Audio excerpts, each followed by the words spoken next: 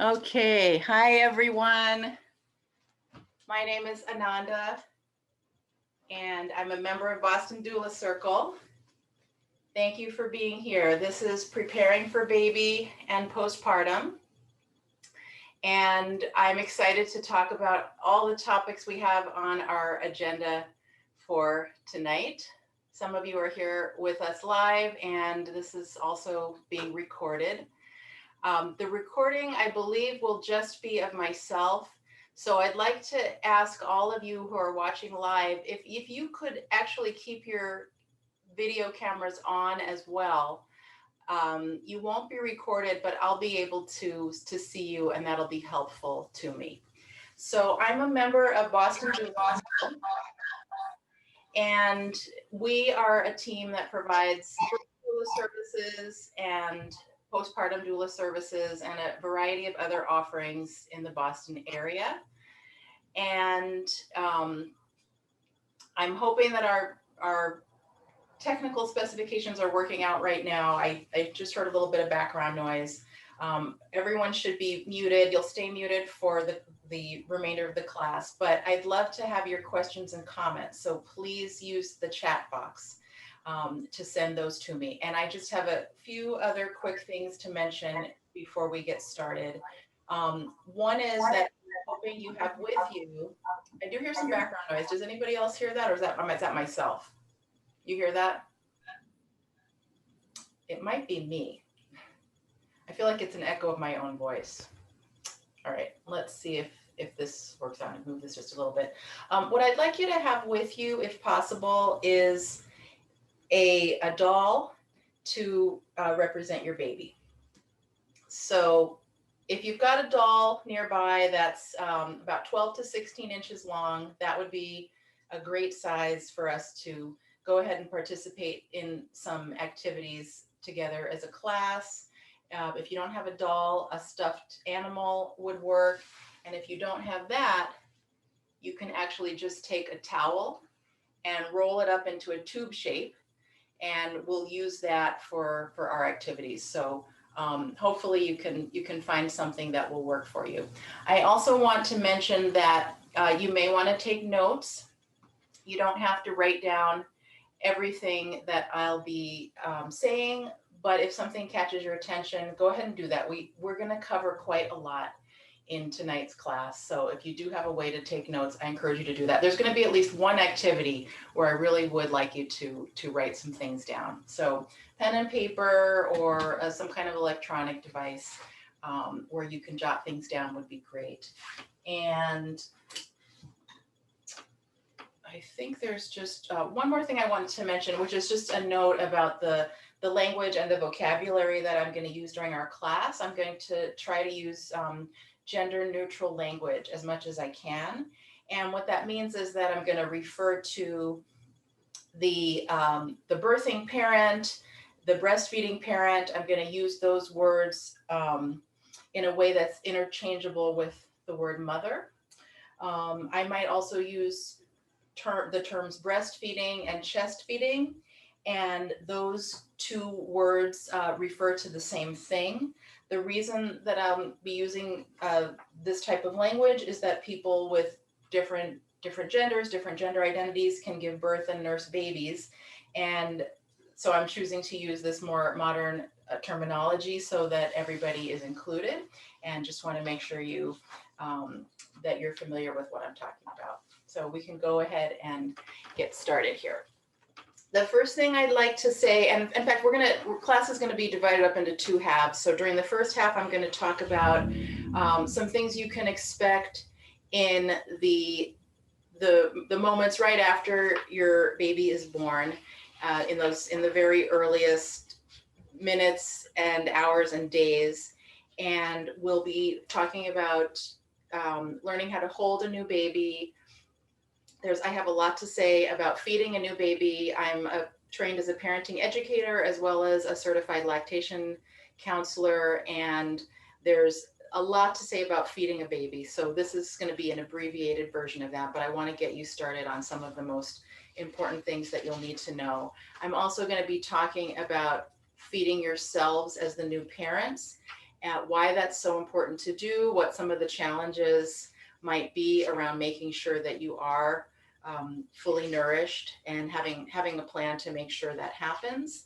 And then I'll also be talking about other ways to get the type of help and support that's so important in the early weeks of parenting, so that you're not doing everything entirely alone. Lots of people, I think, feel that it might be something that they can do on their own, but taking care of a baby is really something that we're designed to do in a social context with lots of help and support. And we're coming out of the pandemic. The pandemic has definitely made it harder to access our support networks, but it can still be done even under these circumstances. So we're going to talk about that. Then we'll take a break about halfway through. And in the second half, we're going to talk about ways to soothe a baby, care for a baby, be prepared for the realities of a baby's sleeping patterns, and also we're also going to talk about having an awareness of postpartum depression and other postpartum emotional complications. So that's the agenda that I have for us today. So I just want to start out by talking about what it might be like when you see your new baby for the very first time. Many of us have not ever really had the opportunity to see a brand newborn baby. So in some ways, your baby will probably look like what you're expecting, but they're going to look a little bit different than what we see on television in the movies. Those of us who are doulas or who work in the maternal child health field, you know, we like to watch TV shows that have birth stories just like everybody else, but we definitely will, you know, we'll kind of exclaim out loud, oh, look, they're using a 2-month-old baby to represent a newborn. And there's a really big difference between a 2-month-old baby and a newborn. So what we get to see on TV is usually a little person who's not actually not an actual newborn. So just a few quick things that I'll say about the appearance of a newborn. And one is going to be the shape of your baby's head. So you might have heard the idea that babies are sometimes born with a cone head shape. And can definitely be truth to that. After a baby comes through the vagina, the plates of the baby's skull are not yet fused together. So it's a beautiful design. So we definitely see heads of little newborn babies that have been molded, where those plates of the skull will slide over one another. Baby comes out and is born. And then the result is that the baby's skull actually takes on the shape, I'll call it a tubular shape. And so lots of us will actually see that as a result of a vaginal birth. If a baby's born by cesarean section, that may not be the case. But with vaginal birth, it can be fairly surprising to see just how much of a tube shape the baby's head takes on. And if that's the case with your baby, I just want to mention that it's something that will begin to resolve itself within the first couple days of your baby's life. It'll form into a more round shape that you're expecting it to look like pretty quickly. But that's one of the characteristics that can actually be a bit of a surprise, to suddenly see your baby born with that cone head. Lots of babies have birthmarks. So up to 50% of babies are born with some type of birthmark, most of which are temporary. So it could be a splotch of color that appears on the baby's skin, on the neck area. It might be even right in the middle of the baby's face. There's a very common birthmark that occurs on a baby's lower back. My baby had that particular birthmark. And like I said, most of these types of markings are temporary. They're going to last more than a couple days, so they'll probably take several months to fade away. And your doctor or midwife will point them out to you, explain to you what they are. But up to 50% of babies will have some type of marking on them. Also, babies will pretty shortly after being born, let's say in the first week of life, they can develop all kinds of interesting skin rashes. and doctors don't know exactly what they are or what causes them, but for the first time, your baby's skin has to interact with the world outside of the womb, and it's learning how to encounter and filter all kinds of things in the environment that are new to it. So you'll see babies break out in interesting rashes over the first week or so of their life, and that's just normal. But you can certainly ask a healthcare professional about it if you're not sure what's going on with that. And one of the last things I'll mention in terms of newborn appearance is that babies of any sex can be born with a bit of swelling in the area of their chest or in the area of the baby's genitals. And that's due to the hormones of pregnancy and childbirth, which have an effect on the baby, cause swelling in those areas. I remember looking at my daughter when she was born. As of today, she's 10 years old, but I remember looking at my daughter and thinking, gosh, my baby seems like my baby needs a bra.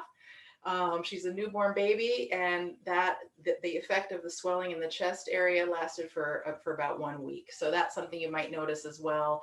And these are some things that, again, are normal. We see them on many, many babies, but they can be a bit of a surprise to see for the very first time. And I've seen many babies born before mine was born, and I still was surprised to just to see some of the newborn characteristics on my very own baby. But she was still absolutely beautiful to me, and I know that yours will be too. I also want to quickly mention the procedures that will be offered to your baby by your healthcare provider shortly after birth. There are a number of procedures which can include things such as an antibiotic ointment that is used on baby's eyes to prevent damage from infection. There are a number of tests and screenings that will be offered to you. There'll be a hearing test offered to your baby, and a variety of other screenings that I won't go into detail about right now. However, I want to ask you during your pregnancy to check in with your midwife or your doctor and ask them what are the procedures that you can expect to be offered to your family and your baby in those first couple of days of life, so that you can have that information ahead of time. It's a list that I won't have time to go over today. But what I do want you to know is that most procedures, not 100% of them, but almost all procedures can be accepted or they can be declined. So you're going to start making decisions for your baby. You probably already have been making decisions for your baby during your pregnancy. If you're bringing your child into your family through your own birth, if you're bringing your baby into your family through adoption, you may not have as much choice about these things. But during pregnancy, you may have had to make decisions already. Once your baby's born, there will be a number of decisions to make, and again, that's going to continue throughout your baby's lifetime. So I think as doulas, what we want everyone to know and to remember is that any procedure, or almost any procedure, can be accepted or it can be declined. And you can also ask your healthcare provider, why is it that someone would accept this procedure? And why is it that someone would decline this procedure? So if you don't know the answer to those questions, please use this as an opportunity to practice your advocacy skills for yourself, for your baby, and for your family. And we want to help and support everyone to strengthen their skills in that type of self-advocacy. So next I'm going to talk about, and I'm going to actually invite a friend to help me. So I wonder if my friend can hear me from the other room. And if you can, why don't you come on in? Let me actually just check on that. Hang on a second. Oh, can you come and help me? Oh, yeah. Okay. So we're gonna start out. The first activity that you're gonna be doing with your baby is learning how to hold them. So I'd like us to start practicing that together. So again, if you've got a doll, You can go ahead and pick up your doll, and or if you didn't have a chance to do that, you can take a pillow or a towel. And if you've got a towel, you can roll it up like so to represent the baby. If you've got a towel or a pillow, I want you to think about which area, which surface represents the baby's face, because I'd like you to know which direction uh, that you're orienting your baby as you hold it. So I've got my baby right here. And what we want to think about with a newborn baby is that the most important area of the baby's body to support is your baby's neck. So there's lots of different holds that we can use for a newborn baby, and whatever hold, whichever way we are holding the baby, the area we want to focus on is the neck. Your baby's going to be born with some neck control, a little bit of neck control, which is really cool. You'll get to see your baby in the beginning. I'm kind of imitating this, but my head's rolling around a little bit. But they'll be starting to use the strength that they do have, and then over the first several months, their neck strength will increase. But at first, it's not fully developed. So that's the area that we want to be the most careful about. So I'd like you to hold your baby so that your baby is fully supported on your body. Let's start out by doing that. And as you're doing that, you're making full contact with the baby's body by doing that. And just be aware of your hand being in a position that will support the baby's neck. And what I'd like you to do once you've tried that out is to hold your baby away from you. So you can watch how I'm doing that. I'm just going to stretch out my arms, bring my baby out in front of me, and I'm still supporting the area of my baby's neck.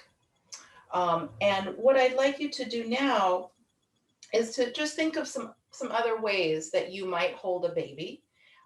Let's experiment a bit as a group, and I'll try to peek onto the videos of all of you and just see what kind of positions you come up with, and see if you can come up with any position that you'd like to, where you're able to pay attention to the giving support to the baby's neck. So I'm going to take a look at what I see some folks doing on the screen. Great. If you're able to turn on your video, that's terrific. So I see folks holding the baby up close to the shoulder. And what else do I see? I see people using a position that I would refer to as a cradle position, where the baby's a bit more horizontal in front. Let's see. That's not. Okay. So right now, for example, I've got my baby in more of a horizontal position. I'm not actually using my hand to support the baby's neck, but the baby's neck is resting right here on my forearm, and that's plenty of support for this baby. I saw somebody who had their baby a bit higher up on their shoulder. My body's providing support, and my hand is providing support. I might have my baby turned around to be seated on my lap, or kind of leaning against my body. Maybe I would be reclining a bit. This is also giving support to my baby's body and to my baby's neck in particular. So that's the main thing that we want to be careful of. There probably will be a moment in the early weeks where you're not able to provide that support to the baby's neck at exactly the right moment, and then you notice that the baby's head really flops over in a pretty intense way. And if and when that happens, that's okay. It has probably happened to all of us. It's a little bit unsettling when it happens, but babies actually are resilient, and they'll bounce back from it. So that might happen, but in general, we're looking out to help give our babies some support. So something I'd like to have you do right now, if you're watching this with your partner or another support person, I'd like to ask you to try out passing the baby back and forth between the two of you. And in order to do that, see if you can turn your seats so that you're directly facing each other. So I'm going to ask my friend to turn and directly face me. And in fact, if you could scoot back just a little bit, that's great. Okay. What we're going to do now is that I'm going to ask my partner here to rest his hands under the baby. One hand is going to be under the baby's neck, and the other hand is going to be lower down on the baby's body. So go ahead and try that out. One partner is going to hold the baby horizontally. The other partner is going to slide their hands underneath the first partner's hands. And once I've done that, then my partner can slip his hands out and remove them, and I'll be holding the baby. So watch how I do that before you try it out. I'm just going to put my hands underneath his, and then he's going to gently slide his hands out. And now we've just transferred the baby. So go ahead and try that. And then I'm going to pass the baby back to him in the same way. So he's got his hands underneath mine. I'm going to slide my hands out, and now he's holding the baby. And let's do that 2 more times. So I'll take the baby. I'm putting my hands underneath yours, and you can slide your hands out toward yourself, actually. So let's have you do that again. Okay, so slide your, yeah. Does that feel okay? Mm-hmm. Good. Okay, and then do the same thing. Put your hands under mine, and I'm going to slide my hands out and toward myself. So, so that's really it. And now we can turn and face this way again. You can stay with me and help me with a few other positions in just a moment. So, and what we're doing tonight, this might be new to you. You might have already had experience with babies at some point in your life. If you haven't had experience with babies, then something I want you to remember is that not everything can be learned or perfected in one day. And you're going to start out by handling your baby in a sensitive way, in a cautious way. And that's what all of us do. We start out being more sensitive, and then we loosen up a bit as the days pass. And as you get to know your baby, and as you get to see and figure out how sturdy your baby actually is, then you can relax. You can relax a bit. But there's a lot to learn. Something else I also find myself reminding parents very frequently as a doula is, and let's see if I can keep my train of thought going here. I'm actually lost my train of thought, so I'm going to come back to that.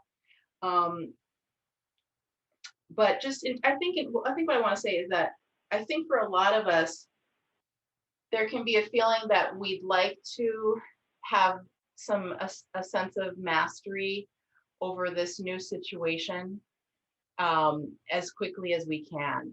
And it's really, it's not possible to do that easily. It's the nature of the situation is such that you may have a lot of moments where you feel like you don't know exactly what you're doing, or you may feel that you're not doing it very well just yet. That will change as the days and weeks pass. But it's really the nature of the situation that it's not possible to be an expert in one day, and it's not possible to be an expert after several days have passed, have gone past. There's a pretty steep learning curve with a new baby. It's a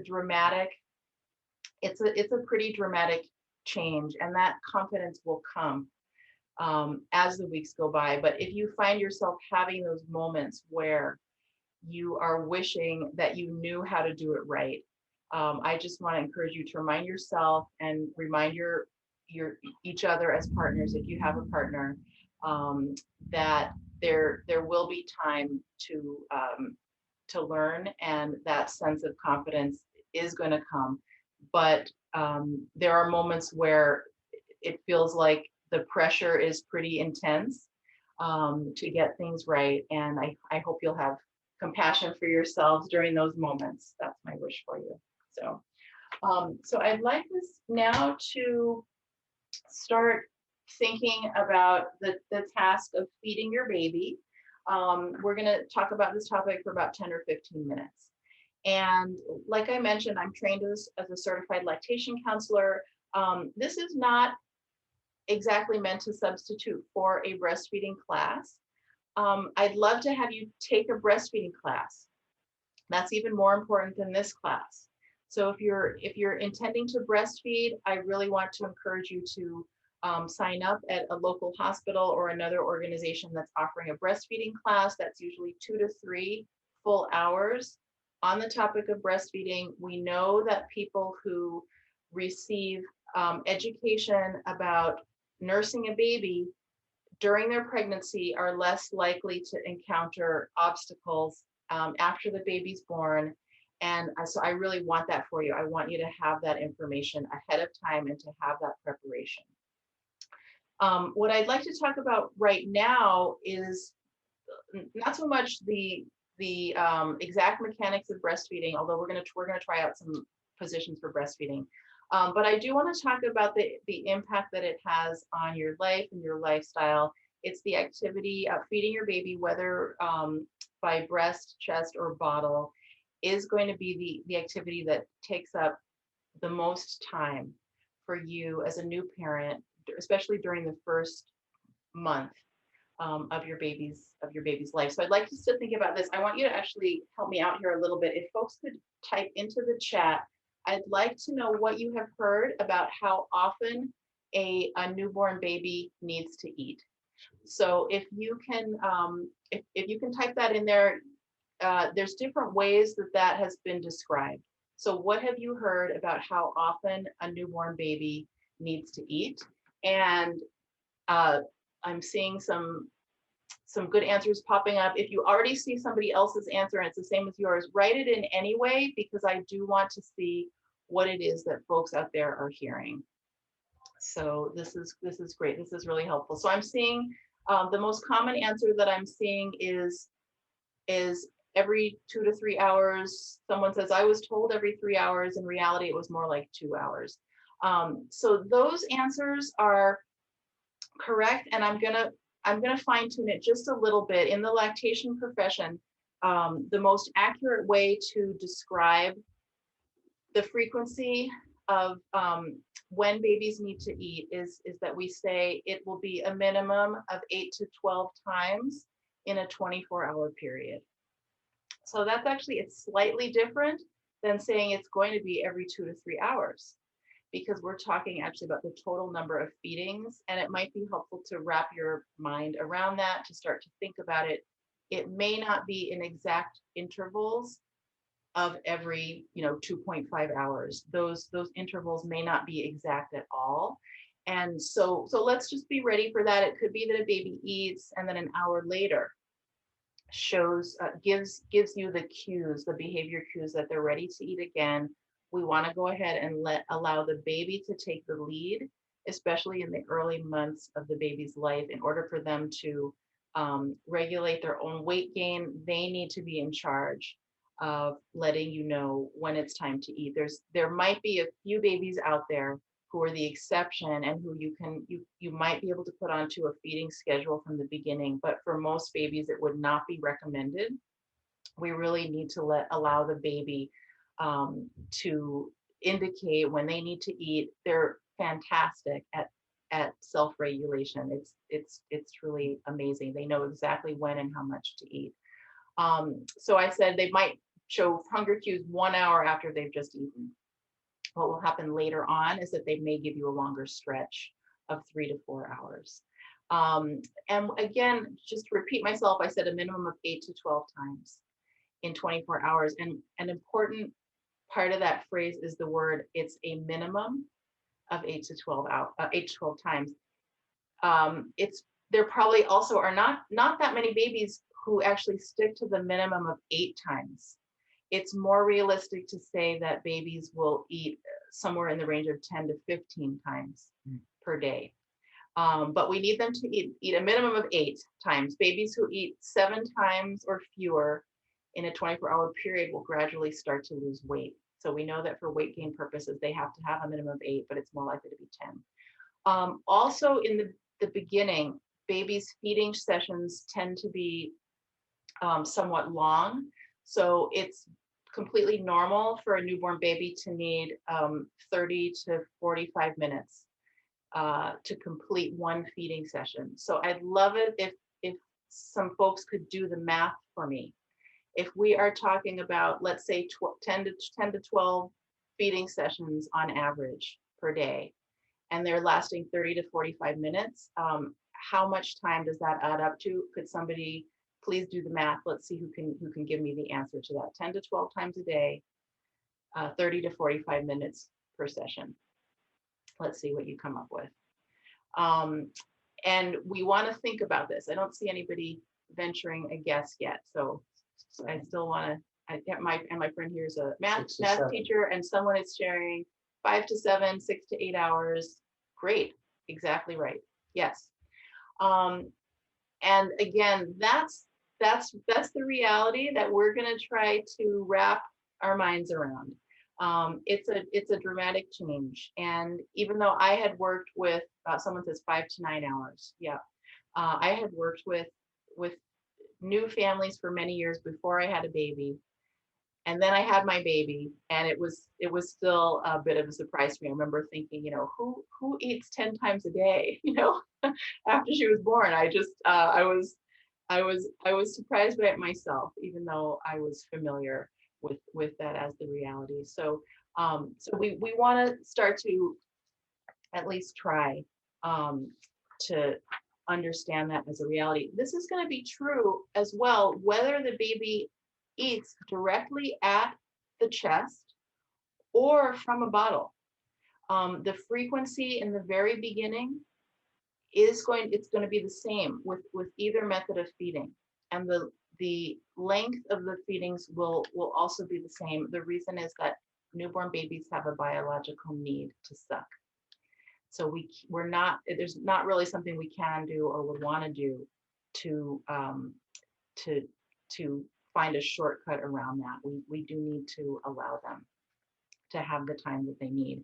So I want us to think about ways to possibly manage this dramatic transition in lifestyle that happens when a new baby comes along. And my first piece of advice is to see if you can start to embrace or focus on the idea of postpartum as a time of rest and recovery. It's also a time where the focus is on nourishing the baby and nourishing the new parents. And I really want to encourage you to see if it's possible to come up with an image of postpartum that allows you to accept that and embrace that. I want to encourage you not to have expectations of yourself and this period of your life to look like everyday normal experiences. It really is. It's a departure. It's a big change. So someone once said that the most dramatic time of transition in a person's life is probably the first month after bringing a baby into the family. And so say, as an experience that you're voluntarily choosing to go through, it probably is the most dramatic transition of your life. And if we can accept that and prepare for it, it can be absolutely wonderful. And if we don't have preparation for that, it can be overwhelming and difficult. It can be the difference between an experience of postpartum, let's say joy and happiness versus an experience of postpartum depression or mental health complications. So it is important to be prepared. for this change. If you had a chance, I sent out an article that some of you might have received ahead of time. And if you've had a chance to look at it, or if you haven't, you may want to look it up. The writer is Diana Snyder, and she's a doula who lived here in the Boston area and has moved to a different part of the country. But her article is talks about recovery after childbirth, and it specifically talks about recovery after birth by cesarean section. However, the topics that she addresses are applicable to everybody. So whether you give birth vaginally or by cesarean section, I would really encourage you to read the article. And what Diana talks about is the fact that in American culture, we tend to think that if you're kind of lying down and doing activities from bed, that we don't tend to see that as productive. But when you have just had a baby, there's a good chance that the best place for you to be is reclining in bed or on another surface. And I want to encourage you to think of that as very important time and very productive time, because you're recovering from childbirth.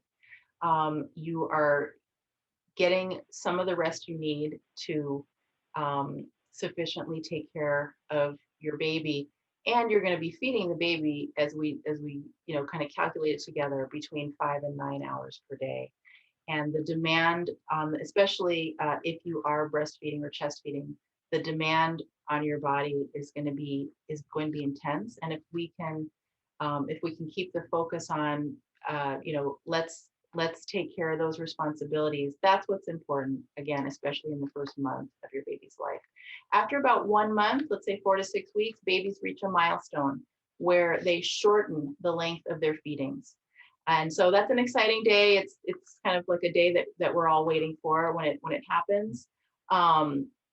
So at one point, you might find that your baby's been feeding for 45 minutes at a stretch, and then they reach this milestone, and all of a sudden the next day, their feedings drop down to 6 minutes, being 6 minutes long. And it's exciting when this happens. Life changes when this happens. However, oftentimes parents might be surprised by it because they've finally gotten used to the long feedings, and now they've become so much shorter, and people worry that perhaps their babies are no longer eating enough food. But what's happening is that the same amount of milk is transferring to the baby. So if you're feeding at the breast, you won't be able to see it, but the baby is getting a full meal. If you're feeding by bottle, you will be able to see it, and you'll see that it gets that the drinking happens much more quickly. But until then, in that first month of your baby's life, there'll be times where it feels like the only thing you're doing is feeding the baby, and there's some truth to that. It's a time to kind of hold on to your seat until that period passes. It's temporary. But our babies are very needy when they're born. As human beings, in fact, human babies are born in a state that's less developed than any other mammal, except perhaps marsupials. And marsupials have a pouch to keep their babies with them, allow their babies to nurse, constantly. So we're up there with marsupials when it comes to dependency. Most other mammals are born when their babies are at a stage of development that's equal to, for human babies, what would be at about 9 months of development. So babies really need our intense caretaking during those first 9 months in a way that other mammals might not, because they can get up shortly after birth and start walking around and doing their own thing. So thank you for joining me. To my friend, you can hang out here. We're gonna take a break in a few more minutes, but I want to finish up a couple things behind that. And I wanted to just ask too, for those of you who are watching, if you could type into the chat, I'd love to know if any of you are from a culture or another country where the expectation is for somebody who has just given birth to rest in bed and to be waited on for the first several weeks postpartum. And this approach to postpartum is found around the world. It's found all throughout history. It was even found in this country up until a few generations ago. And Laura's asked me a question, and the answer is yes to your question, Laura. But just want to know if there's anybody out there. Sometimes I have a number of people who are from such a culture. I don't see any answers yet, but if that's true for you, let us know if you're familiar with this idea of tending to a person after childbirth in such a way that they are expected to rest. Um, let's see what else. A couple more quick things. How to manage this dramatic change. Delegate tasks in your household to people other than yourselves as new parents. So if you're a single parent or if you're partnered, I would like to hear, or I'd like to encourage you, I'd love to know that you have other folks who are going to pitch in to take care of you besides yourselves. And somebody just mentioned Taiwan as having a culture where people practice lying in um, after the birth of a baby. Love to hear if anybody has any others to share. Um, and so delegate tasks. I'm going to talk a little bit more after or later on in this class about how to do that, how to delegate. I want to encourage folks to learn how to breastfeed in a position that allows you to be lying down. That's quite important. I'll try to quickly demonstrate that for you here today. But sometimes in my profession, I might meet someone who's got a new baby. Maybe they get to the point where they're about 4 weeks postpartum, and they're asking questions about what they can do about their tiredness. And I will ask if they've learned how to breastfeed the baby lying down. And I have spoken to quite a few people who answer that question with no, and who say they never did learn that. And so if someone gets to being 1 month postpartum and they have fed a baby 10 times a day for the last 30 days and they've never once laid down to breastfeed, then we're looking right at the cause of exhaustion. So it's something that can be learned from the beginning. It can be learned on day 1 of your baby's life, but sometimes it seems like, oh, that's more sophisticated. I'll have to learn that some other time, and that's not so. I'd love to see that becoming the norm for more people more quickly. The last thing I'll mention about ways to kind of manage and cope with the lifestyle transition is to set up stations around your house where you have the things that you need, which are going to keep you nourished and help you keep up your stamina. So I'd love to see a large drinking bottle filled with water in the places where you find yourself hanging out the most with your baby. So that might be right next to your sofa, right next to your bed. I want to see a bottle of water that's always filled, and I want to see a table that's just covered with snacks and energy food, so that you can keep yourself. That's part of a strategy for how to keep yourself nourished during that demanding time in the early weeks. So let's keep going for a few more minutes, and then we'll take a break. And since we're talking about feeding, I'd like to show you some ways to hold a baby for feeding. So if you could take a hold of your baby once more. Let's try this. And this is for people who are pregnant, or if you're a partner who's not pregnant, and you can also grab hold of a baby, a doll, or a towel. I'd love for everybody to try this together. And what I want you to start out with, kind of like what we did a little earlier, is to take your baby, and I'd like you to hold your baby in a position that you think of as a breastfeeding position. So there's a variety of positions. Don't worry about getting it exactly right. But let's see, get my other baby here. Let's have you try it out. Just put your baby in a position that you think of as a breastfeeding position. And there's lots of ways that we can hold on to our babies for breastfeeding. What I want you to do, once you've gotten your baby into position, keep the baby where it is. And now I'd like you to look down at the baby, And I want you to check and see that your baby, and you can take a look at the screen here. I want you to check and see that your baby is directly facing you, so that you're chest to chest with your baby.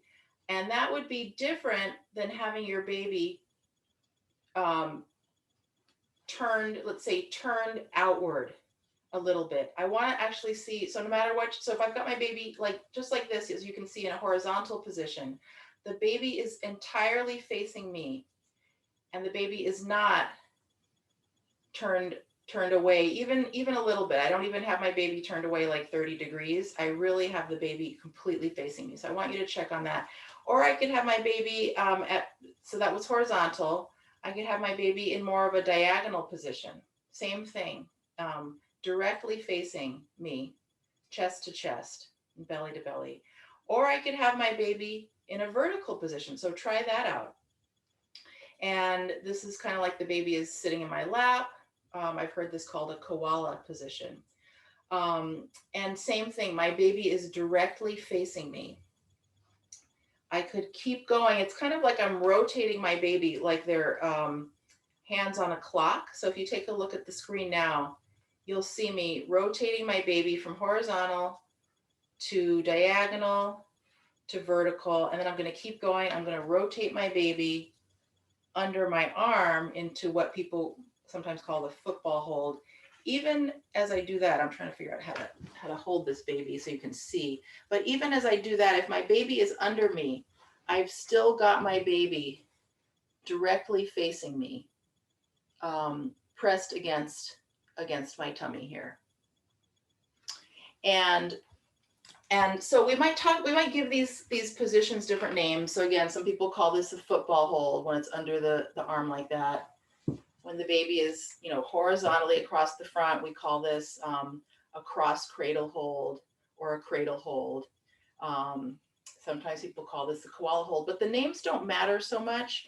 What's important is that we're really just thinking about what can we do to bring kind of like a freedom of movement and a range of motion to these positions. And I'm really just rotating my baby around until I can feel that the latch being formed by the baby is comfortable for me and the baby. If I rotate my baby around and at one of these angles it starts to pinch or hurt, that's actually a sign to me that we're not in the best position for my anatomy to be lined up with my baby's anatomy in the most ideal way. We're not getting the best latch, and we're not transferring milk in the most successful way, and the pain is indicating that. When we can adjust our babies in a position and kind of discover the position where things are pain-free, that's the intention for breastfeeding. It is meant to be pain-free. And the lack of pain tells us that we're doing it successfully and we're getting the most milk transferred into our babies. So that's what I'd like to say for today. There's lots more that we could say about feeding, but I wanted to talk about the fact that it's going to be your most frequent activity, and then I would, I'd love to encourage folks to go ahead and take a breastfeeding class if you can. I want you to know about a few other resources. If you're here in the Boston area or Massachusetts area, there's a resource that I'd like you to know about, and it's called Zip Milk. It's a website, so it's zipmilk.org. And it's a service of the Massachusetts Breastfeeding Coalition, which is a terrific organization that has done great work over the last 15 or 20 years here in Massachusetts. And what you do at that website is that you enter your zip code, and it will come up with a list of breastfeeding and lactation specialists close to you. So you'll see a list of lactation counselors, you'll see breastfeeding support groups that might be in your neighborhood, and you'll also see a list of, there are a couple of organizations which train volunteer breastfeeding counselors. And thanks for someone put that into the chat. So zipmilk.org, that your neighbor across the street might be a trained breastfeeding, volunteer breastfeeding counselor. So check it out. Figure out during your pregnancy who your lactation specialist is going to be.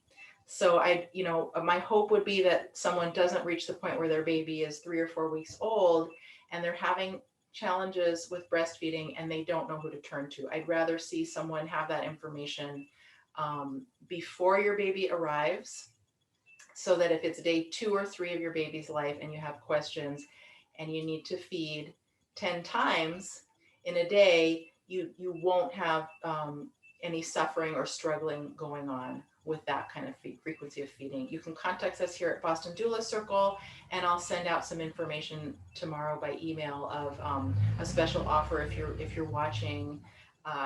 Right now, you can we'll have an offer for lactation consultations that will include some extras that are not normally included, where you can have it would probably be myself that you'd be working with if you need a lactation support person. And in addition to a normal full consultation, I would also have contact with you on a daily basis for 7 to 14 days to help smooth out questions that you have. So I'll send you some more information about that.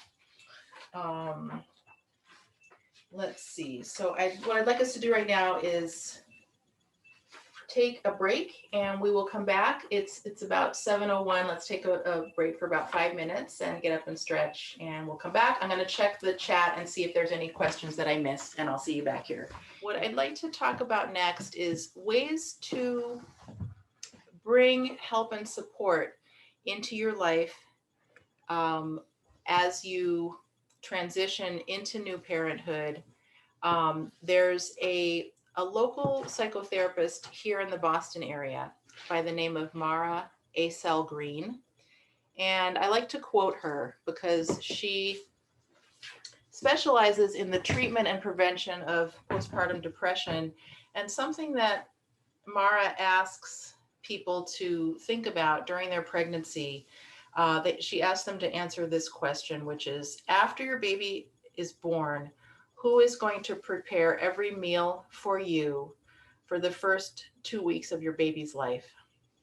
And I think that's a good way to think about it. I would actually adapt that just a little bit. I would actually ask, who's going to prepare every meal for you for the first 3 to 4 weeks of your baby's life, besides yourself as the parent who just gave birth?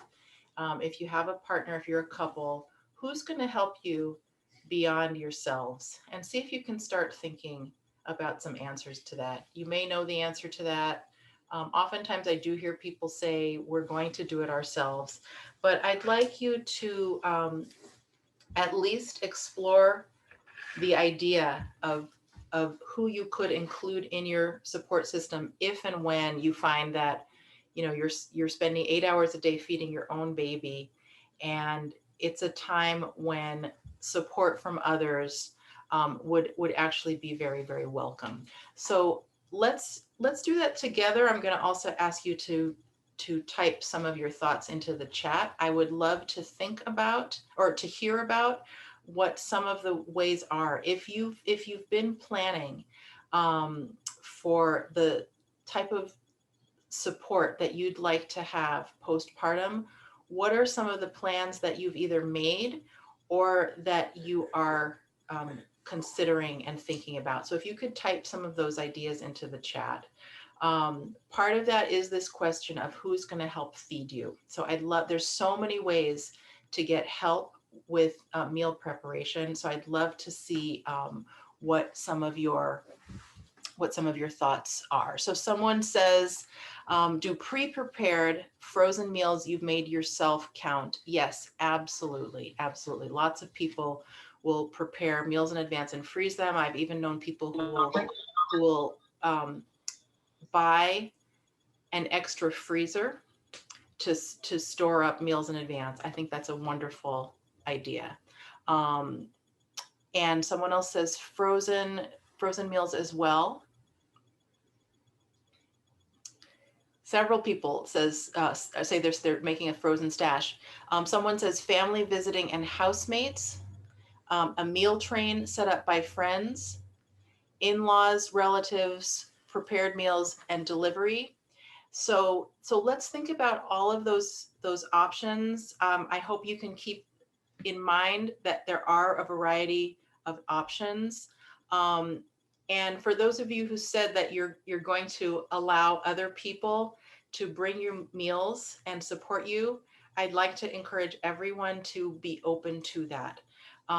Because after the activity of feeding your own baby, I would say that one of the next most important tasks on your list is going to be making sure that you are being fed as the adults. And sometimes it's not uncommon for us to hear new parents say, "Oh my goodness, it's 4 o'clock in the afternoon and I have not eaten yet." So they've been tending to the needs of this new member of their household, um, who has a lot of intense and important demands, but they have not yet tended to themselves. So it's hard to get to 4 o'clock in the afternoon and take care of the new person in your family who's very dependent on you if you are not also being cared for. So I really want folks to think about that. So things like having meals delivered. You can also go to a lot of supermarkets, Star Market or Whole Foods Market, and you go to the deli section and they've got prepared meals right there at the supermarket. And if you find yourself eating many of your meals in that way, you're getting takeout, you're getting food delivered, you're eating from the prepared section at the supermarket, and that's not the way you normally live. That's okay. This is not a normal time in life. And the important thing is that we love to see that a new family has their refrigerator filled with lots of nourishing food, and it's always filled. And again, as a postpartum doula, I have often, or at least sometimes, arrived at the home of a new family and the refrigerator is empty.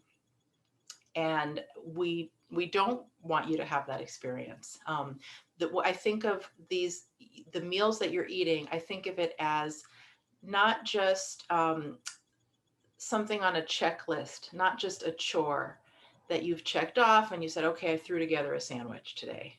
You know, if there are really healthy, substantial meals being prepared for you, that's what's going to give you the stamina, or part of what's going to give you the stamina to do this new job that is so demanding. So the nourishment that you're receiving is very, very important. A postpartum doula can do meal preparation, so that's another way to approach it. When I had my baby, I did not have family in the area, and neither did my partner. So we did make use of a postpartum doula. And since I am one myself, I knew that service was available. And I had this wonderful person come to help me 10 hours per week during the first several months of my baby's life. And during that time, uh, because of the help of the doula, I did not need to go grocery shopping. I didn't need to prepare meals. I did not need to wash dishes or put dishes away or take out the resulting trash. And it can sound luxurious, but actually you're doing another job that is a full-time job and that's actually going on 24 hours a day. And this type of support is really what can make the difference between again, a joyful postpartum experience, or an experience where the pressure has built up and we see postpartum mental health complications. It's that important. So I remember when I got home with my baby, it was day 3 of her life, and I turned and looked at my partner and I said, this is a job that takes a minimum of 3 adults, taking care of this new baby. And I had been working in the field for 15 years. I had my baby, didn't have my baby till the age of 40. And I was still, to experience that reality for myself, there was still an element of surprise to it. And I just, I laughed and I said, this is amazing. But it's a 24-hour a day job. So it does make sense that it would need a minimum of 3 adults. And other ways that folks can think of, I'd like to quickly, I'm going to mention something called a postpartum plan. And that's when you just write down where you are going to get help for different aspects of your life that need attention on a normal basis. And after your baby arrives, how can you delegate some of those tasks? I'm going to quickly list what some of them are, and feel free to jot them down. And you can also look up online. There's an organization called DONA, DONA, and that's it's a national organization for doulas. And if you can do an internet search for the word DONA plus postpartum plan, then you'll find a worksheet where you can fill in the blanks as to who is going to be helping you. That's a good template for a postpartum plan that I like, is by DONA. But the types of things I'd love to see, feel free to jot this down. I'd love to see everybody think in advance about how you'll get help with this. One is groceries. So if you've done, online grocery shopping, that might be something that you find helpful during the postpartum period. Think about who's going to prepare meals, and we had lots of great suggestions here that were mentioned in the chat. And I'll mention, for the idea of a meal train, that's a fantastic idea. And an easy way to get that organized is that there are websites that can help you do that. There's a website called mealtrain.com. So that's one that I recommend. And you send an email to your friends and family. There's a calendar on the website, and people can sign up to bring you food. Sometimes new parents will do something like place a cooler on their porch, so that if they're not able to answer the door, if they're resting and recovering and sleeping at the time that somebody arrives with food, the food can be placed into the cooler. So that's an idea. If friends and family don't live nearby, you can still create a meal train, and they can send gift cards for meal, Uber Eats or meal delivery, that sort of thing. So think about who's going to help you with meals. And again, a postpartum doula can also help with cooking. Think about laundry. Who's going to help you with laundry? Right now, you might do laundry once or twice a week. And when there's a new baby in the house, that might change to doing the laundry every day. So this small person can create mountains of laundry because they're leaking and dribbling onto themselves, and then they're leaking and dribbling onto you. And you'll need to change their clothes and change your own clothes a couple of times a day, and suddenly we have an explosion of laundry. So if you've ever used the wash and fold service at your local laundromat, you could consider that as a resource. If you've never used that before, just start to notice the laundromats in your neighborhood as you walk past, and see if there's a sign in the window that says something like pickup and delivery service for laundry. It can be fairly affordable way to get help with laundry. So for 2 adults and a baby, it might cost about $75 per week. And that could be a great way to get help for yourselves during those first several weeks, so that you're not doing laundry every single day. I'd like you to, if you have pets, think about who's going to help you out with pet care. Some pet owners have told me that it's a no-brainer for them. They're going to, have a dog walker come over every day after the baby's born, and just make sure that's something they don't have to worry about. So think about pet care. I'd like you to think about mental health resources. And actually, I'm going to talk a little bit more about that toward the end of our session today. But again, this could go on to postpartum planning when you're thinking about how you're going to get support, either from mental health professionals or social support from friends and family. This can be a great thing to actually put it in writing. Who are the people that you think you'll want to spend time with or call on the phone if they're not nearby. If your best friend lives across the country, go ahead and put that in writing as a reminder to yourself who you're going to turn to for social support. And then also, as part of your postpartum plan, think about self-care.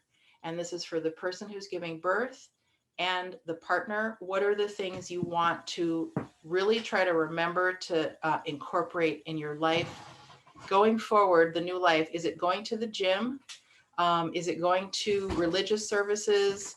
Do you belong to a 12-step fellowship? What are the things in your life that you consider to be self-care that you want to maintain after your baby is born? Put these things in writing. And the last thing I'll say about a postpartum plan is that if you've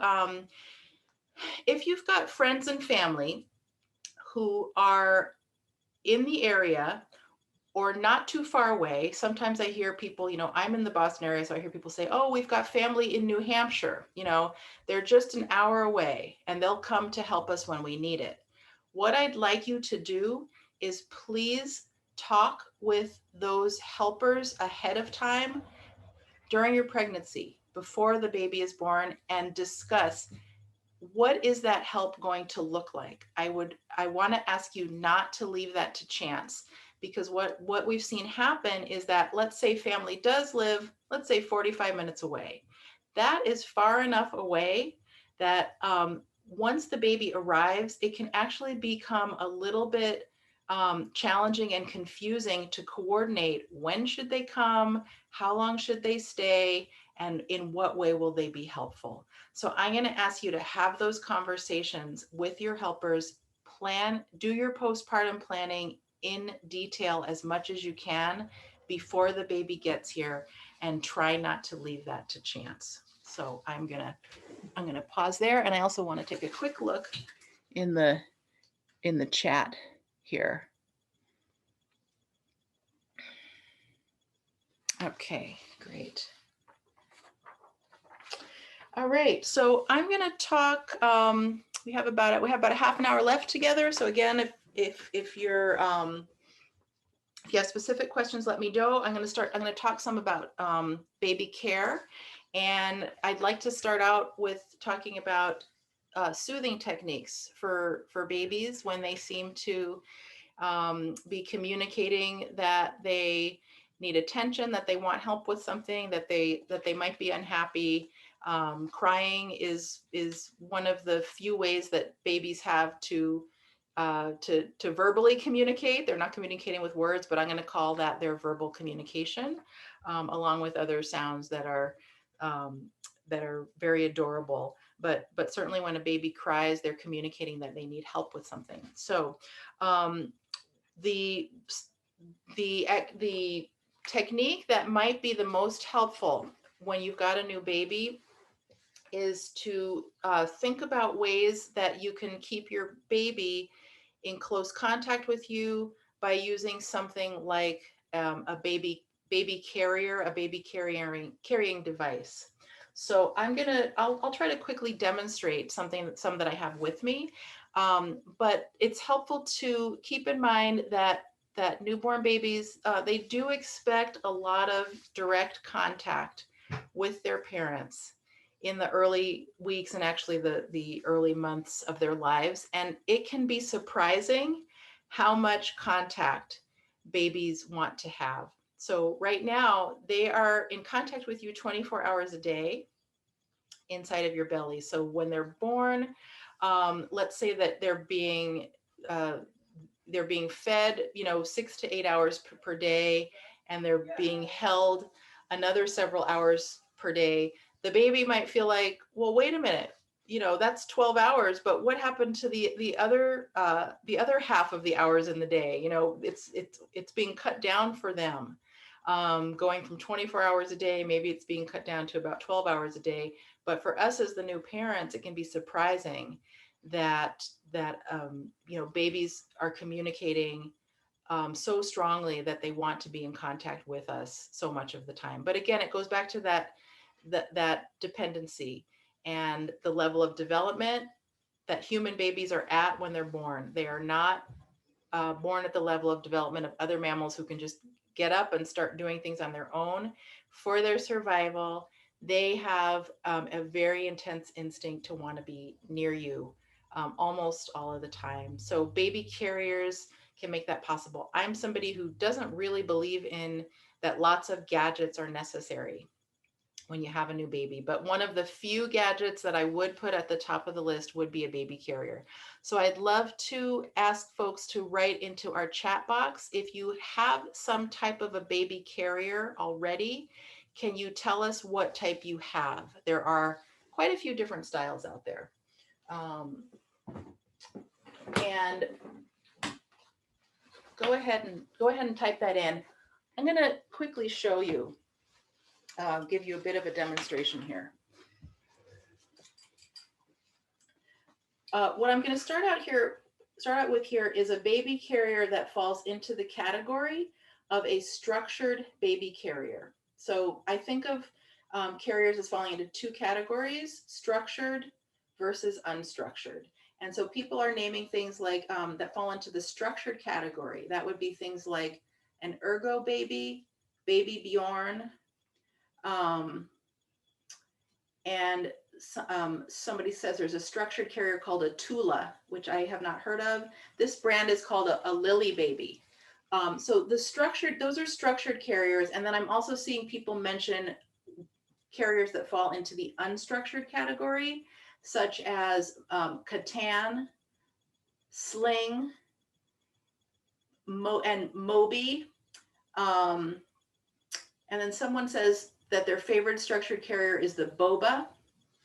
So structured means that that the carrier will usually be found. It'll usually have things like buckles on it, and it tends to look like a backpack. It's tailored in such a way that it has a lot of structure to it. And so I'm just going to quickly demonstrate the general idea of how these work. Oftentimes we start with the belt of the carrier. So I'm just going to loop that onto myself. And then I'm going to lift up the straps. So you can see that it looks kind of like a backpack, except I'm wearing it on my front. I'm going to readjust this just a moment. The baby is going to lay down on the fabric, and I'm then going to hug the baby to myself and put the straps on. The last step of getting of kind of assembling this correctly is to usually turn around, and there's a buckle in the back, and I'm going to snap that closed, and now these straps are not going to fall off of me. What I'd like to do when you're learning how to use these different devices is that it's usually very, very helpful to put them on while you're sitting down on a chair, or I would say even better on a bed, so that you have a lot of soft surface around you. And that way, if things feel a little bit awkward, or if the baby were to even kind of slip, all they're going to do is land on a soft surface at a distance that is safe for them to land on. So that would be fine to do. So I've done this while sitting down. The next thing I'm going to do, I can see myself here on the screen, but normally I wouldn't be sitting in front of a computer screen. So I would double check what I've done to kind of assemble this carrier by going to look in a mirror. I actually do have a mirror right here with me that you can't see, but I'm going to face my mirror, and I want to make sure, for example, that my baby's legs, that my baby is not hanging out to the side. This is kind of looks a little weird, and you might wonder, how could this happen? But I have walked down the street. I've seen parents or adults wearing baby carriers with the babies kind of falling out of the carrier, and it's not because they're being careless.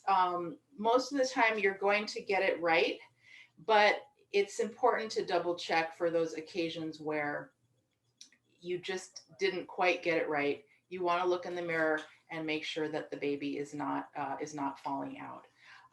That's the general idea. If this were a real baby, my baby would probably normally turn their head to the side. I'm kind of having to push that into place because this baby tends to face me.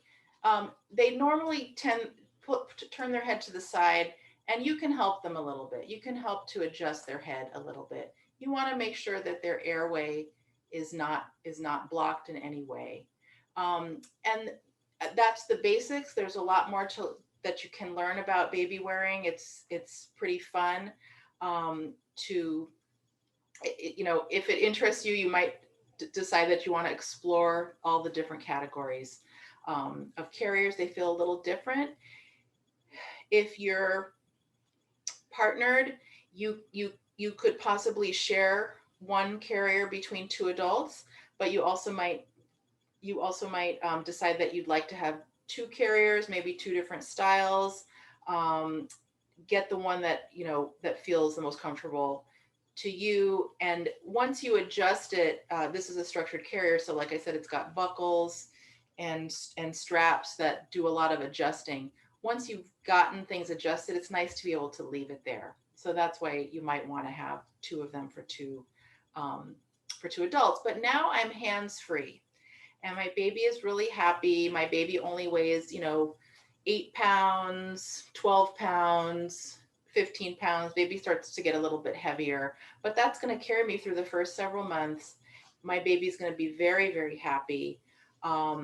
People sometimes try to figure out ways, how do I get my baby to be content while they're not directly in contact with me? How do I teach my baby to be content, lying down or sitting down separately from me? And that's something you will be able to do part of the time, but we found that using carriers is a way that for many people it is comfortable for both the adult and the baby to be together in this way. If I were to just try to carry my baby in my arms without the help of a baby carrier, let's say my baby's even let's say it's just my little newborn baby, my little 8-pound newborn baby, that could get tiring within 5 minutes. So I can use the baby carrier at home. I can wear this all day long if I want to. And then I can wear it outside of the house. So that's one style. The other style is unstructured. And I actually don't have this threaded up together. So I don't know if I'm going to necessarily put this on for you. Maybe I will. This is called a ring sling. It's a large piece of fabric that has rings on it and on one end. And I just thread the loose end through the rings. It's not structured with all the buckles and straps like the other one that I showed you. Got this a little bit twisted up here. But I'm showing you basically my favorite two styles. One was the structured Lily Baby brand, which is the same as Ergo and a lot of the Baby Bjorn. This is my favorite unstructured carrier, which is a ring sling. And a ring sling is worn by putting the sling over one shoulder. And a pouch is formed. I take my baby, I put my baby in an upright position. I don't actually lay my baby down in the sling. I keep the baby upright. And then I pull on the tail, and it snugly holds the baby to me. And these type of unstructured carriers tend to be very nice in the newborn stage because they're so cozy and cuddly, and it does seem to almost replicate kind of like a womb on the outside of your body. So this is one of my personal favorite styles. And it takes some practice to get to learn to use baby carriers. I always say, give a baby carrier 3 tries. And, don't just try it once and decide that it feels kind of awkward, you've never done it before, during the time that you're trying to get situated the very first time, the baby might start to fuss or cry. It doesn't mean that they don't like it, but it just means that it's awkward to do this for the first time. So please give it 3 tries, so that you have this as an option.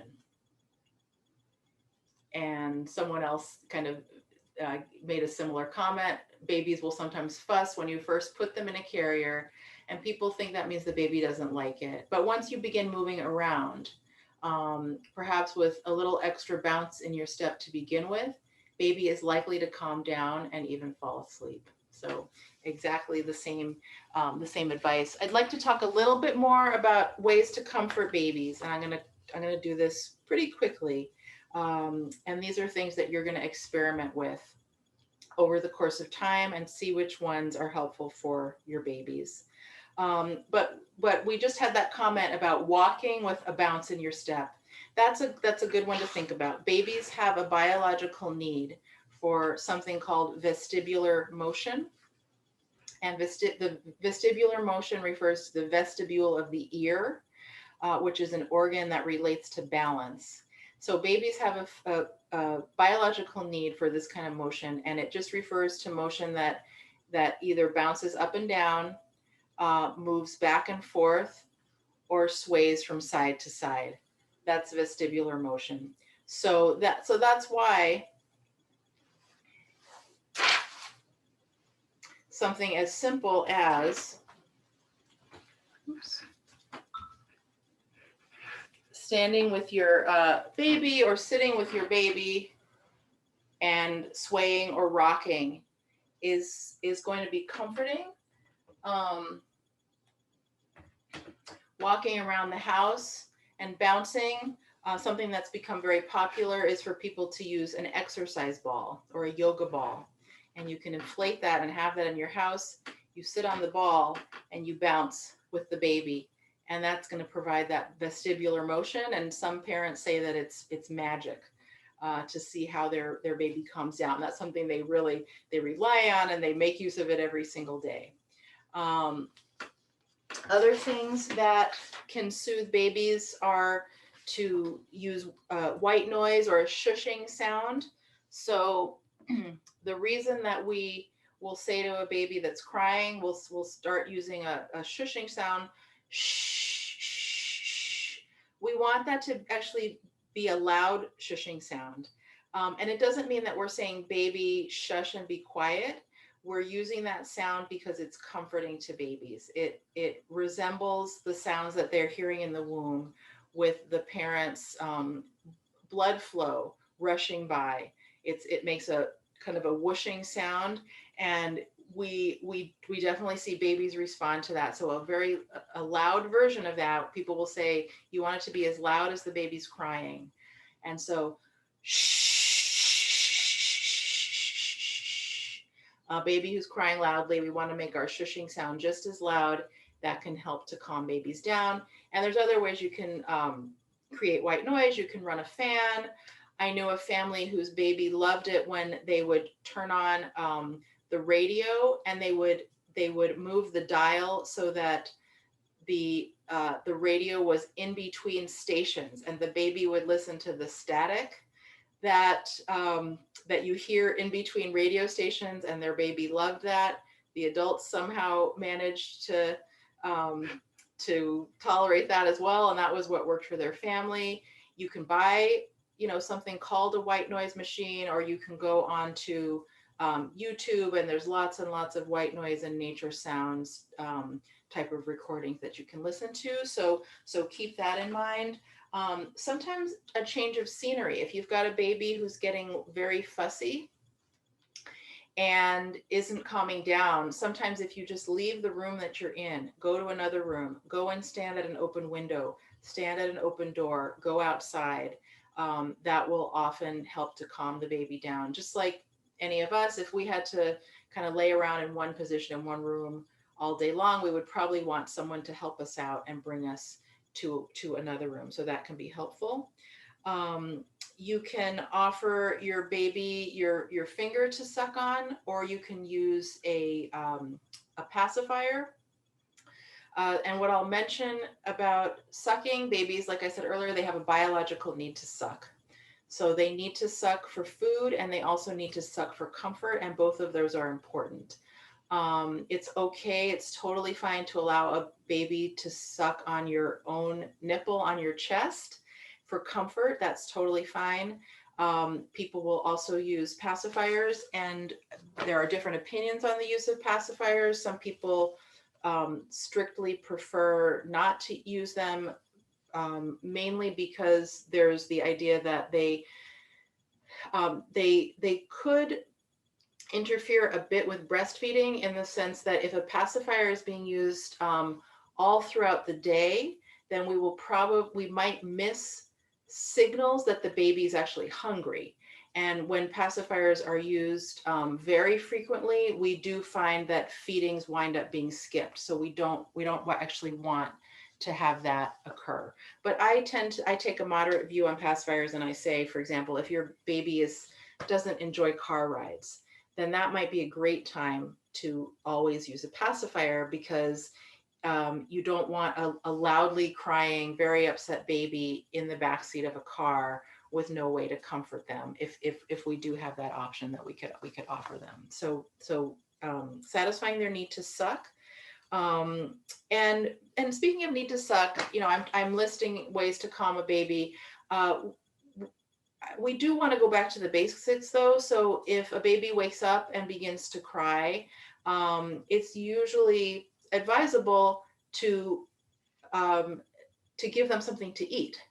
And because they need to eat so much and so frequently, there's no harm, and it's usually a good idea to start with feeding the baby. If that's not what they were looking for, they will pull back and turn away. But let's actually offer that as our first option, because that's the most likely thing that they're going to be looking for. If that's not the issue, then we can go on to this other list. Something else I'll mention is that some babies prefer not to be overly warm. Some babies prefer not to be too cool, and that's one that I found is it's more subtle. It's harder to detect, but that could be the case. It was the case with my own child, and it's still the case 10 years later. She does not like to be overly warm. So it took us a while in the first couple months of her life to figure that out about her, that when she was crying, it was often because we had dressed her too warmly. And I even knew professionally that it's good to prevent overheating a baby, and I still probably did that anyway with my own child until I got used to what level of warmth she actually needed. Start out by dressing your baby in the same number of layers that you are wearing, and then you can add or remove layers if the baby seems to be uncomfortable. I'll also want to mention that if a baby is crying and it's becoming stressful for the parents, it's fine to go ahead and put in earplugs for yourself. And what that can do is, instead of causing you to ignore the baby, it can actually allow you to stay present with the baby, because you've quieted things down enough that you can remain in a more calm state and stay with your baby. So that would be a fine tool to use. And if there's ever a time where you haven't been able to figure out how to soothe a crying baby, and if it becomes overwhelming to the parent, it's fine to put the baby down in a safe environment, in a crib where they can't roll away, and you can step out of the room for 10 minutes while you collect yourself. The baby will still cry for a bit longer, but if that helps somebody to calm down when they are starting to become more and more overwhelmed as the adult, that would be a very smart thing to do.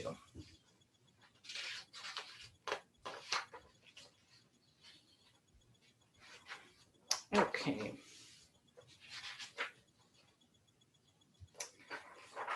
So I just want to make sure that we can get in as the information that you'd like to hear about for the next, we have about 15 more minutes. We did start late. I apologize for that. So I'm going to go over time in terms of the clock.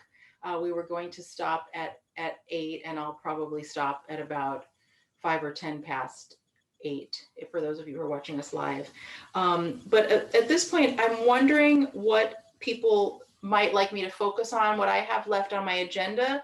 I have a few more things. I was going to talk about diapering, if that's something that you'd like to hear about, cloth and disposables, as well as a diaper-free option. That's something that I can talk about. I was planning to talk about issues of infant sleep, and I also would be happy to talk about awareness of postpartum depression and emotional complications. So if you'd like to cast a vote for what you'd like me to spend, to focus on now that we're getting to the end of our class, that's what I've got on my agenda: diapering, sleep, and postpartum emotional concerns. So I hear a couple things. I see a couple folks casting a vote for sleep. That's what I'm getting the most votes for so far, and also postpartum emotional concerns. Okay, so let's focus on those, and I'll apologize for not getting to diapering today.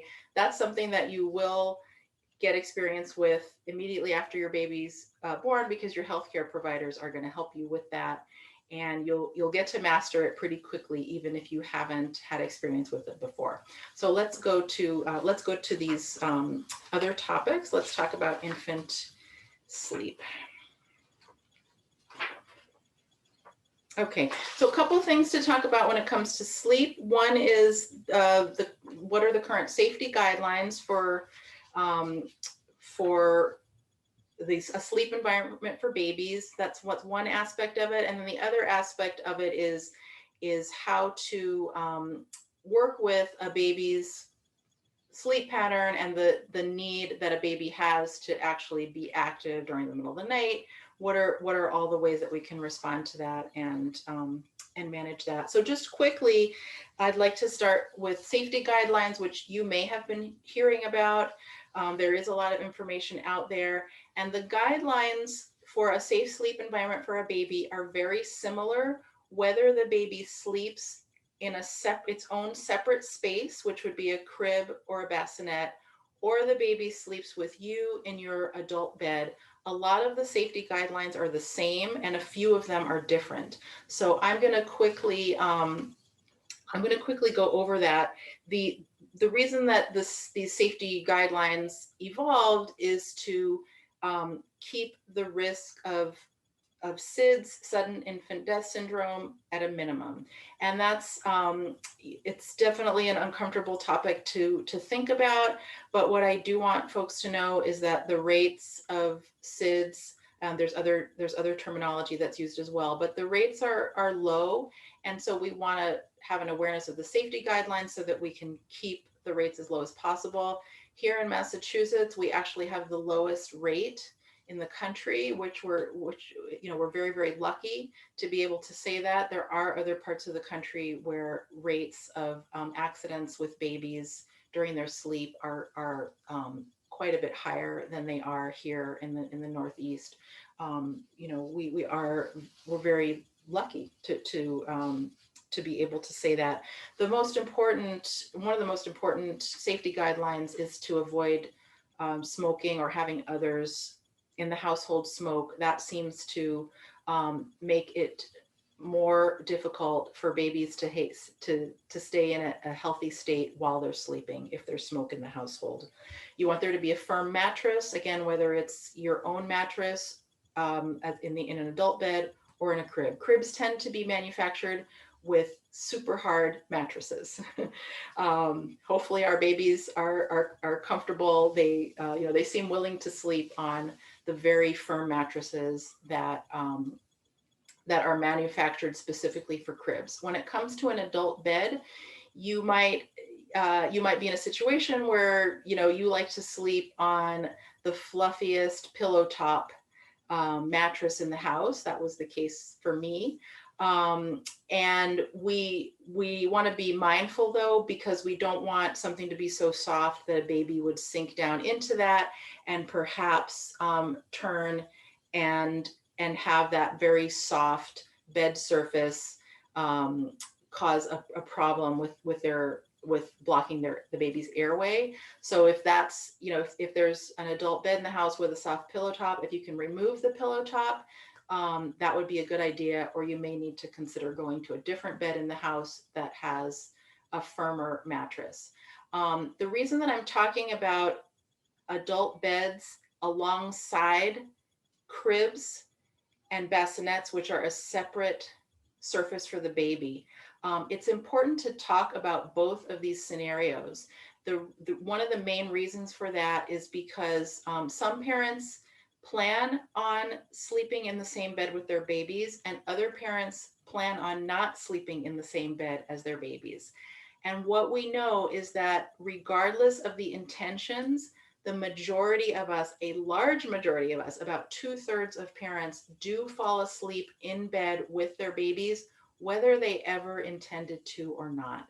So it's really important for everybody to be aware of what the co-sleeping safety guidelines are. And it can, and what are the safety guidelines for both situations. But to really understand that even if before the baby arrives, there's no intention to ever co-sleep, the large majority of parents are going to do that at some point, whether they intended to or not. So we are biologically designed as mammals to sleep in contact with our young. There's a very intense drive to do so on the part of both the adult and the offspring. And in the United States, our public health message is the strictest message in the world when it comes to babies being put in a place to sleep that's apart from the parents. However, what we've forgotten to do when we've put forth that public health message is that we've forgotten to say, well, how do you do that when the urge to sleep in contact is so intense? Even if you do, when adults do sleep separately from babies, and they've worked out a way to do that successfully, there's still the issue of how do you deal with the fact that you're then getting up to respond to the needs of the babies all throughout the night, and you're creating a situation where sleep deprivation could actually be a health and safety issue that interferes with the ability to safely care for the baby. So the public health message really needs to be expanded, because right now it's fairly one-dimensional. If we just say have babies sleep on a separate surface, we've forgotten to address, well, how do you actually do that? So I'll talk about that a little bit more. Just want to finish up safety guidelines, which is that you've probably heard that it's advised to put your babies to sleep on their backs, and we've been giving those instructions since the 1990s. That has brought down the rate of SIDS quite a bit. If the baby is on their back, then babies usually respond favorably to being swaddled, because as mammals, they actually would like to sleep on their bellies. When they're sleeping on their backs, they have what's called the Moro reflex or startle reflex, where they'll kind of start to flap their own arms and legs, and they'll keep themselves from settling down. And just by wrapping them snugly in a swaddle blanket, which you'll also learn how to do, your healthcare providers will show you how to do that after your baby's born. That quiets the startle reflex, and it helps them to sleep more soundly. That's true when a baby is by themselves in a crib or a bassinet.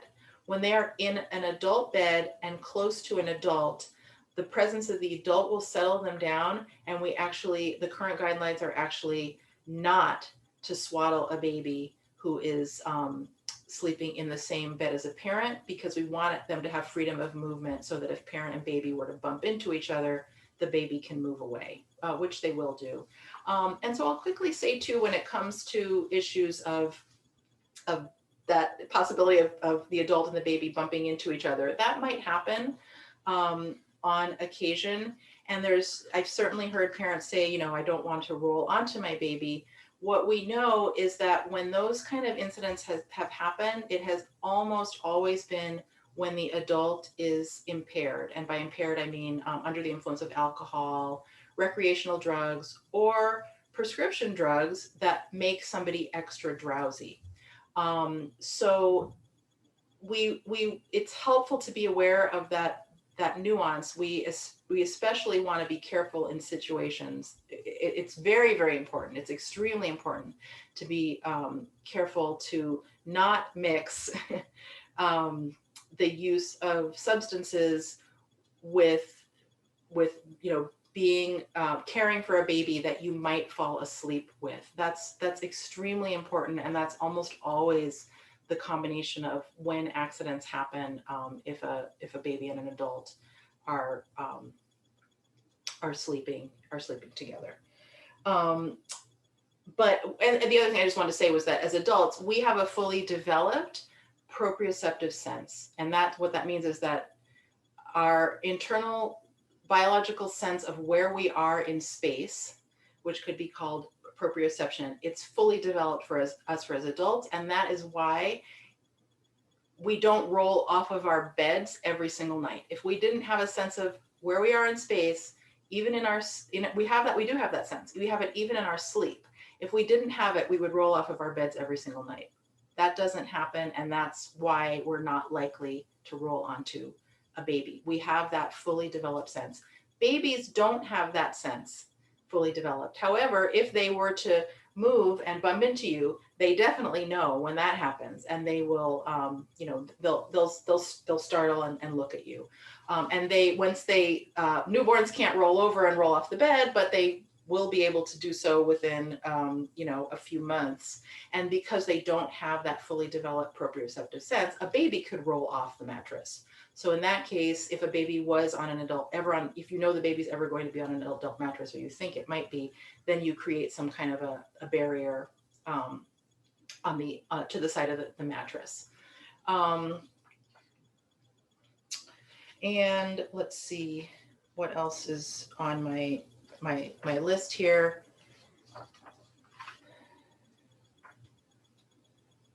I guess what I'll say is, I wonder, folks, I'm going to talk a little bit more. I was kind of just addressing some issues right now of co-sleeping. I'm going to talk more about baby and adult sleeping on separate surfaces, and how to manage the fact that baby will have needs that they'd like to have met when you're sleeping separately. So I'm going to talk about that. But if you have other questions about what I've talked about so far, several people did say they wanted to hear about a little bit more about co-sleeping and bed sharing.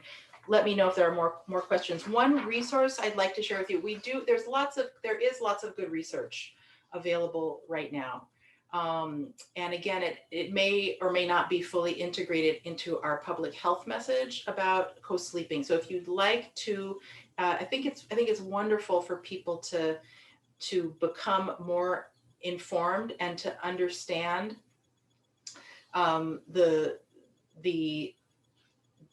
nuances and the different dimensions of the issues that we're talking about when it comes to a baby potentially being on an adult bed. So there's lots of good resources. One that I think is an excellent place to start is an article, and I'll give you the name of it, and you could write it down if you'd like. If somebody would like to type this into the chat, that would be great.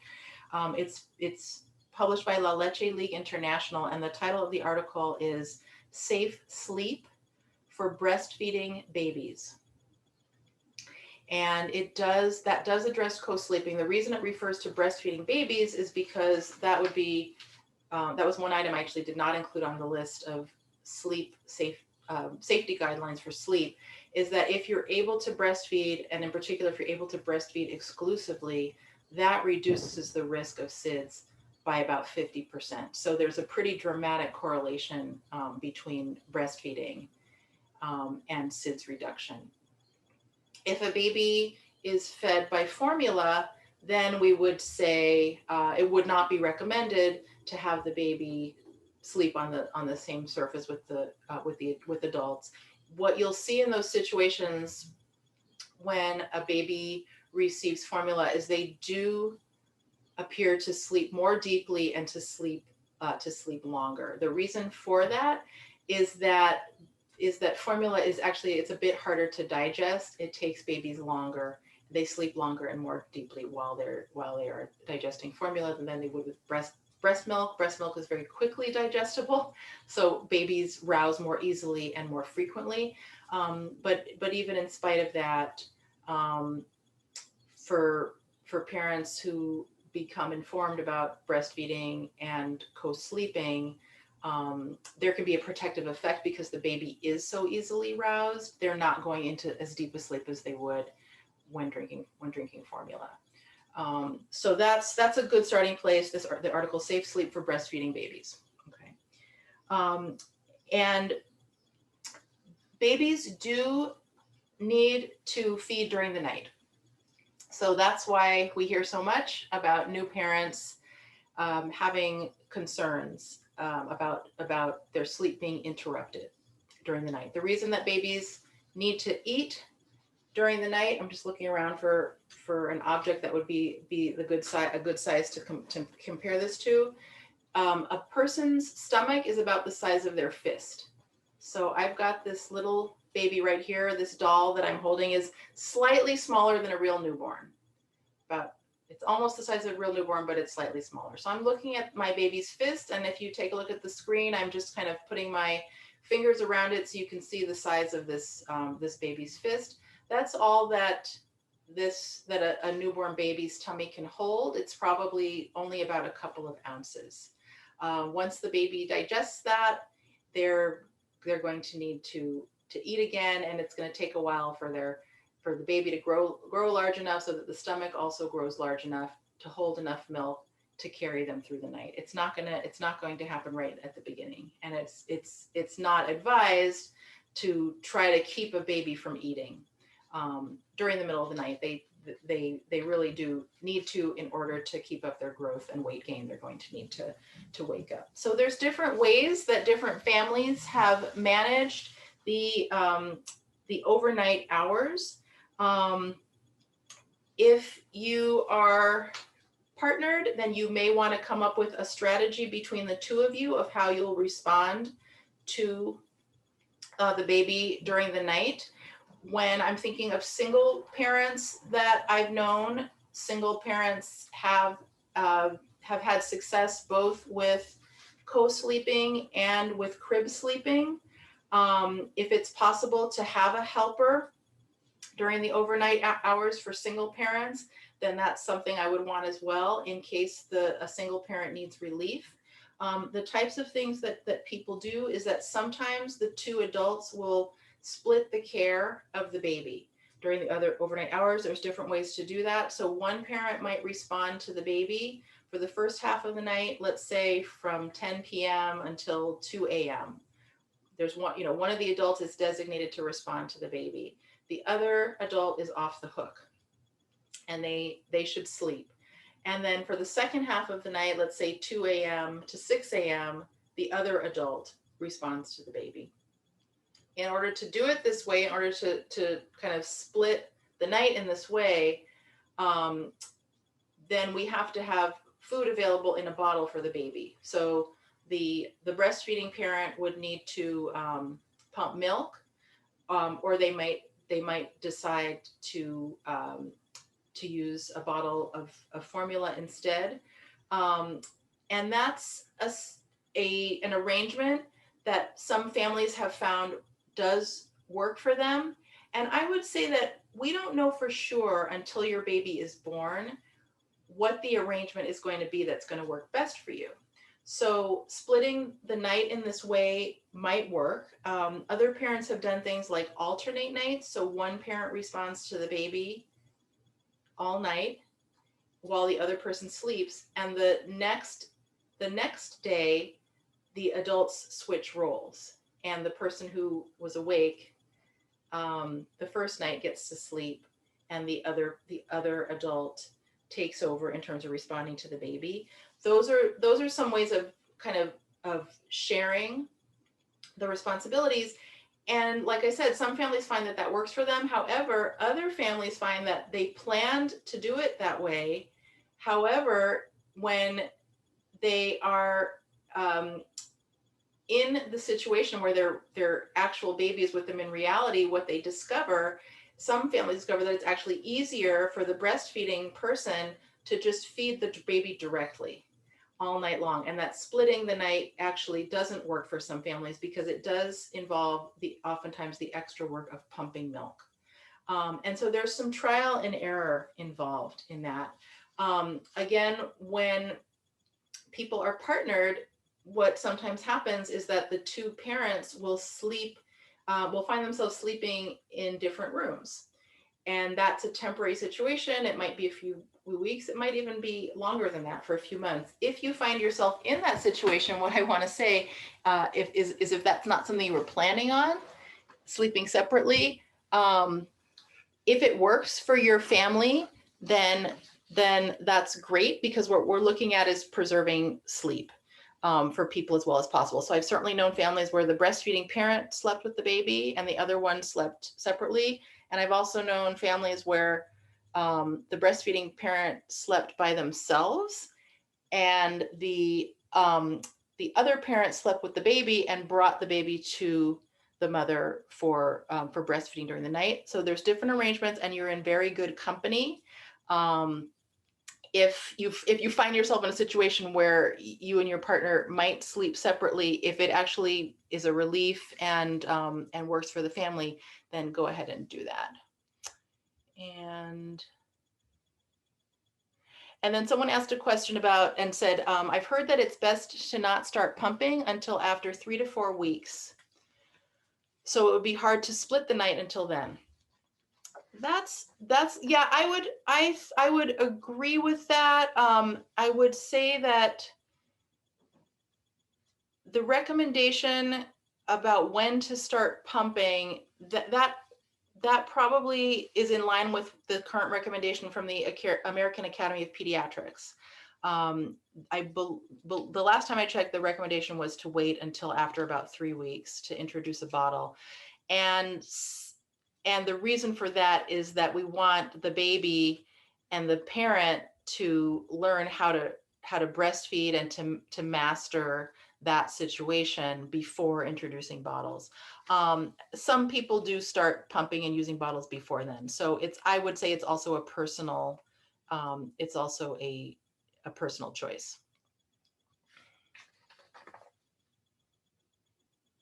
And what that makes me think of too, when we talk about, waiting to introduce a bottle until 3 to 5 weeks has passed, we also want to think about the fact that there's a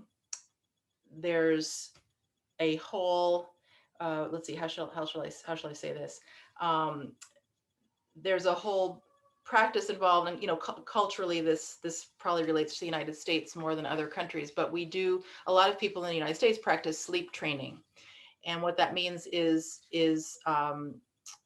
using methods with a baby once they get a little older to help them not to wake up during the night to feed. But that's not recommended to start with babies that are younger than 4 months old. So again, whether or not when you reach that point you are interested in making use of sleep training or methods, or not making use of those methods, they're not recommended at all for babies younger than 4 months. So we really do need to think about these other strategies until then.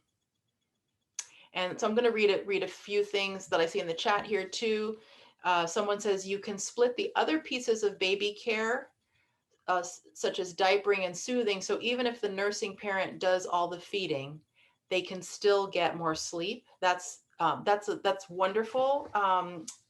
I think that's a fantastic piece of advice, because we do hear from parents who say that they'd like to give the non-breastfeeding parent the opportunity to feed the baby, and that could be perhaps a bonding experience for that parent and baby, or perhaps it could help with sleep. But I think that the comment we just heard is actually a great perspective, because if it's a breastfeeding family, and one parent is doing this breastfeeding 6 to 8 hours per day, the baby is still going to have needs that that have to be met for another 6 to 8 hours of the day. So there really is the opportunity for two adults to have many hours of contact and to care for the baby all throughout the day. And if we think of it in terms of it not just being about feeding,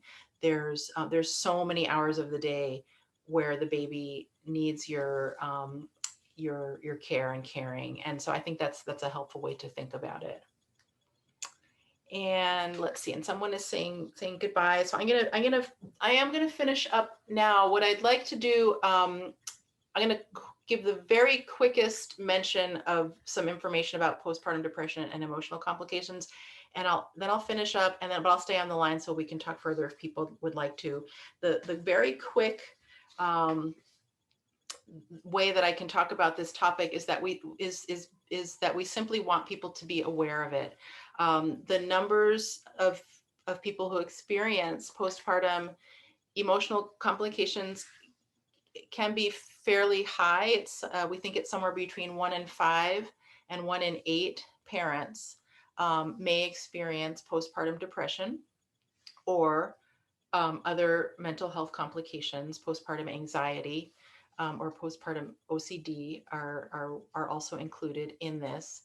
And folks who've had a prior history of any of these conditions do have an increased risk of experiencing postpartum mental health complications, especially if any of those conditions were experienced during pregnancy. So if somebody did have symptoms of depression or anxiety or OCD that were present during pregnancy, that does tell us that we need to be on the lookout, especially for postpartum depression and emotional complications.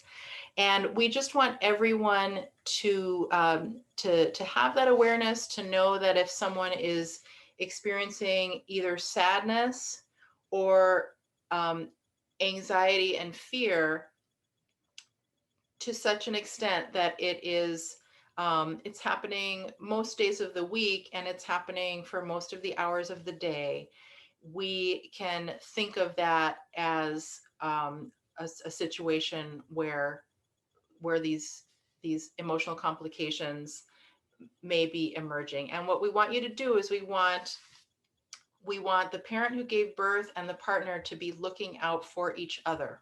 If you're a single parent, if you could ask a couple of your friends to check in on you and ask you at least once a month, hey, how are your moods? Do you think you might be having any symptoms that should be looked after? We really want people to keep that awareness in mind. It can happen in the days after giving birth. It can happen within weeks, or it might not happen for several months down the line.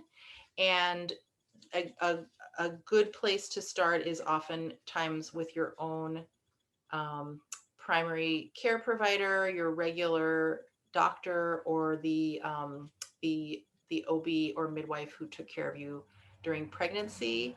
And there might be some self-advocacy involved if and when symptoms were to emerge, but we want people to get support and not find that months have passed and struggles going on that has not been attended to. So one terrific resource, which I'll mention for people to know about, is an organization called Postpartum Support International, and their website is postpartum.net.